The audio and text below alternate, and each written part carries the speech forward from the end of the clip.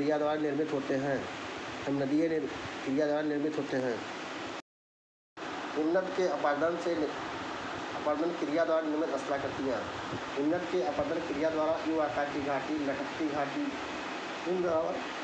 अरीर, grey सुरंग, काल सुरंग, कुछ मेघ शिला, योड़, हिमदरार, वरलसूल, गुंडित स्पर्श आदि स्थलाकृतियों का निर्माण होता है। हिमानी सामंता कोई नवीन घाटी का निर्माण नहीं करती, बल्कि यह बहते हुए जल द्वारा निर्मित घाटियों को यू आकार की घाटी में परिवर्तित कर देती है।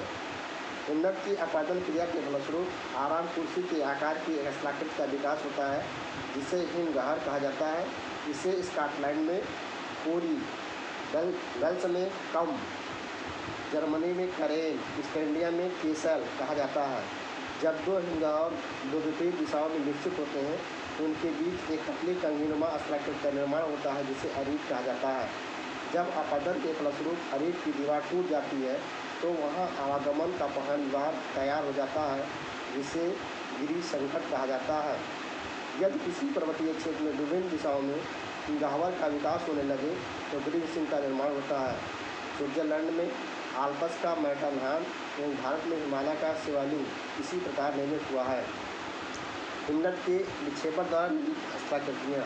हिमनद के निक्षेपण द्वारा निर्मित स्थलाकृतियों का निर्माण होता है। ड्रमलिंग्स, एस्कर्स, तिल मैदान, टेम आदि स्थलाकृतियों का निर्माण होता है। हिम के बड़े बड़े टुकड़ों के पिघलने के फलस्वरूप गट का निर्माण होता है, जिसे केटिल कहा जाते हैं। केटिल के मध्य में कई छोटे छोटे टीले पाए जाते हैं, जिन्हें हमक कहा जाता है। हिमनद के अग्रभाग में हिम के पिघलने के पश्चात रेत एवं बजरी के निर्माण निक्षेप टीले के रूप में होता है, जिसे केव कहा जाता है। हिमनद के पिघलने पर उसका जल कई धाराओं में बढ़ जाता है एवं डेल्टा के समान धरातल पर एक विशेष प्रकार के मैदान का निर्माण होता है, जिसे अवक्षेप मैदान या हिम जलोढ़ मैदान कहा जाता है। जब जल किसी निश्चित धारा से होकर प्रवाहित होती है तो अवक्षेप मैदान का निर्माण नहीं होता, बल्कि उसकी घाटी में मलबा के भर जाने से घाटी हिमों का निर्माण होता है। हिमयुग के कारण एवं उसका प्रभाव। हिमयुग का प्रादुर्भाव कई कारणों से होता है, जिनमें से निम्नलिखित महत्वपूर्ण है। सूर्य कलंकों की संख्या का घटना बढ़ना, ध्रुवों का स्थानांतरण, महाद्वीपीय विस्थापन, वायुमंडल में कार्बन एवं ओजोन गैसों की मात्रा में कमी, स्थलाकृतिक उच्चांश में परिवर्तन। यूरोप से प्राप्त प्रमाणों के आधार पर प्लेस्टोसीन हिमयुग को 4 हिम कालों में विभाजित किया जाता है। इन्हें गुंड, मिंडेल, रिस एवं बुर्म के नाम से जाना जाता है।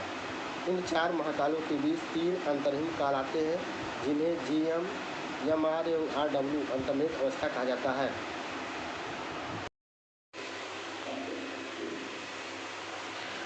वायु का कार्य एवं वायु द्वारा निर्मित स्थलाकृतियाँ।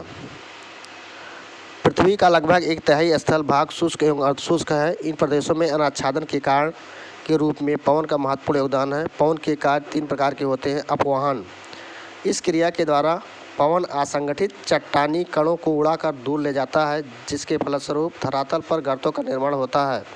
अपघर्षण, इस क्रिया द्वारा बालू कणों से युक्त पवन चट्टानों को घिसकर चिकना कर देता है एवं काट छांट कर विभिन्न आकृतियों का निर्माण करता है, जिसे अपघर्षण कहते हैं। सन्निघर्षण, इस क्रिया द्वारा पवन के साथ उड़ते हुए रेत के कण परस्पर टकरा कर क्षीण होते हैं, जिसे सन्निघर्षण कहते हैं। पवन के अपरदन द्वारा निर्मित स्थलाकृतियाँ।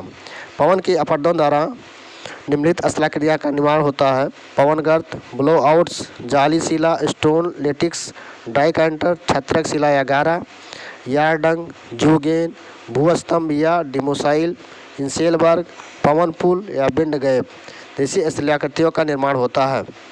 पवन की अपवहन क्रिया के फलस्वरूप निम्नलिखित स्थलाकृतियाँ का निर्मित मरुस्थलीय गड्ढों के वातगर्त कहा जाता है। मंगोलिया में काफ़ी लंबे एवं गहरे वातगर्त देखने को मिलते हैं, जिन्हें वहाँ पाग कियांग नाम से जाना जाता है। पवन के निक्षेपण द्वारा निम्नलिखित स्थलाकृतियों का निर्माण होता है।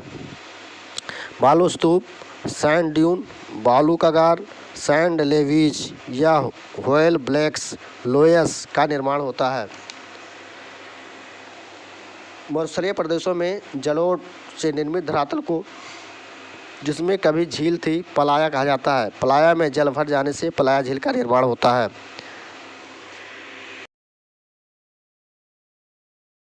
के अपर्दन द्वारा निर्मित स्थलाकृतियाँ, गार्ज एवं कैनियन, बी आकार की घाटी, जलप्रपात एवं छिटकरा, जलगर्तिका, पॉट होल्स, नदी विसर्ग, रिवर मियंडर्स, संप्राय मैदान या फिनी प्लेन। नदी निक्षेपण द्वारा निर्मित स्थलाकृतियों का निर्माण, जलोढ़ शंख, प्राकृतिक तटबंध, बाढ़ का मैदान, गोखुर झील और डेल्टा। सागरीय जल के द्वारा निर्मित अपरदनात्मक स्थलाकृतियाँ, सागरीय जल की अपरदन क्रिया के फलस्वरूप सागरीय क्लिफ, सी क्लिफ, समुद्री गुफा, सी केव, वात छिद्र, ब्लो होल्स, समुद्री मेहराब, सी आर्च, स्टैच या सागरीय स्तंभ, तरंग घर्षण प्लेटफॉर्म आदि स्थलाकृतियों का निर्माण होता है। जब समुद्री गुफा की छत टूट कर गिर जाती है तो एक सकरी एवं छोटी खाड़ी का निर्माण होता है जिसे स्कॉटलैंड में जियो कहा जाता है। जब समुद्री मेहराब की छत टूट कर गिर जाती है तो मेहराब की दीवारें स्तंभ के रूप में सागर में खड़ी रह जाती हैं। इसे स्टैक या स्केरी कहा जाता है। निक्षेपात्मक स्थलाकृतियाँ, सागरीय जल की निक्षेपात्मक स्थलाकृतियाँ के फलस्वरूप पुलिन या बीच, कस्प पुलिन, रोधिका या वार्स, स्पिट, हुक, लूप, टोम्बोलो आदि स्थलाकृतियों का निर्माण होता है। निम्नलिखित को सुमेलित कीजिए। क्रेटर ज्वालामुखी संबंधित है, कार्लडेरा विस्तृत गोलाकार गड्ढा से संबंधित है, लेपली विस्फोटक उद्गार से निर्मित है, सिंडर शंकु ज्वालामुखी विस्फोट से निःसृत पदार्थ से संबंधित है। निम्नलिखित में कौन सा एवं सुमेलित नहीं है? सेलिनस नास नदी क्षेत्र सुमेलित नहीं है। हमक हिमानी से संबंधित है, स्पिट सागरीय क्षेत्र से संबंधित है, पोनोर कास्ट से संबंधित है। संप्राय मैदान की संकल्पना का प्रतिपादन किसने किया? संप्राय मैदान की संकल्पना का प्रतिपादन डेविस ने किया। भूदृश्य संरचना प्रक्रम तथा अवस्था का प्रतिफल है, यह कथन किसका है? डेविस महोदय ने दिया। वेगनर के अनुसार महाद्वीपीय विस्थापन जिस दिशा में हुआ है भूमध्य रेखा व पश्चिम की ओर। जलीय अपरदन चक्र की अंतिम अवस्था में निर्मित भू आकृतियाँ हैं संप्राय मैदान।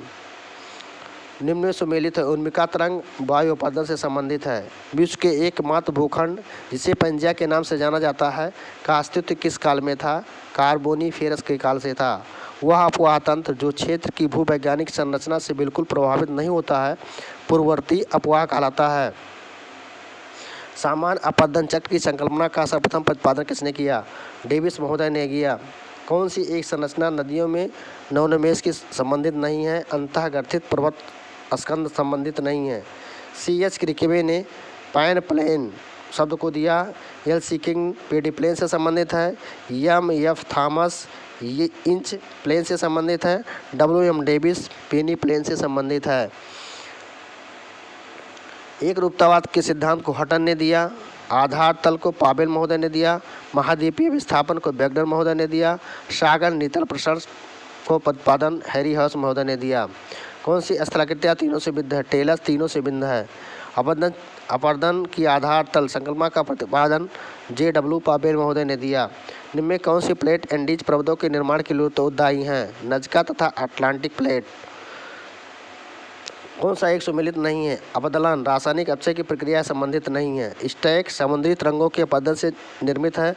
बाल्सन मरुस्थलीय क्षेत्रों से संबंधित है। टैलस पर्वत पादीय क्षेत्र में कंकड़ पत्थर के निक्षेपण से संबंधित है। जब चट्टानों में दरार पड़ने पर इसके दोनों खंड आमने सामने खिसकते हैं और एक खंड दूसरे पर आरोपित हो जाता है तो निर्मित भ्रंश को व्युत्क्रम भ्रंश कहा जाता है। मैग्मा के उद्गार के समय मोड़दार पर्वतों की अपनतियों तथा अवनतियों में लावा के जमाव के फलस्वरूप निर्मित स्थलाकृतियाँ फैकोलित हैं। वायु अपरदन वायु अंतराल तथा रुंडित नदी का संबंध किससे है? नदी अपहरण से संबंधित है। विश्व की जनजाति से संबंधित महत्वपूर्ण तथ्य। एस्किमो जनजातियाँ कनाडा व ग्रीनलैंड के टुंड्रा प्रदेश में पाई जाती हैं। लैप जनजाति यूरोप के टुंड्रा प्रदेश में पाई जाती हैं। सोमाइट जनजाति एशियाई टुंड्रा प्रदेश में पाई जाती हैं। तातार जनजाति साइबेरिया में पाई जाती हैं। माओरी जनजाति न्यूजीलैंड में पाई जाती हैं। अरबोजिस्ट जनजाति पश्चिमी एवं मध्यवर्ती ऑस्ट्रेलिया में पाई जाती हैं। बांटू दक्षिणी अफ्रीका एवं मध्य अफ्रीका में पाई जाती हैं। बर्बर उत्तरी अफ्रीका में पाई जाती हैं। मिंदीबू पश्चिमी ऑस्ट्रेलिया में पाई जाती हैं। फिन्स यूरोपीय टुंड्रा प्रदेश में पाई जाती हैं। गाउलुचो उरुग्वे एवं अर्जेंटीना के पंपास क्षेत्र में पाई जाती हैं। हिमाइट्स उत्तरी पश्चिमी अफ्रीका में पाई जाती हैं। किर्गिज मध्य एशिया का स्टेपी क्षेत्र में पाई जाती हैं। किकुयू कीनिया में पाई जाती हैं। मसाई पूर्वी अफ्रीका में पाई जाती हैं। पिग्मी जायर या कांगो बेसिन में पाई जाने वाली जनजातियां हैं। पपुआंस न्यू गिनी में पाई जाने वाली प्रमुख जनजातियां हैं। रेड इंडियन उत्तरी अमेरिका में पाई जाने वाली जनजातियां हैं। बेद्दा श्रीलंका में पाई जाने वाली जनजातियां हैं। ऊस्त याक या तुंगू याकूत युकागिर चकची कोरियाक एशियाई टुंड्रा प्रदेश में पाई जाने वाली जनजाति है।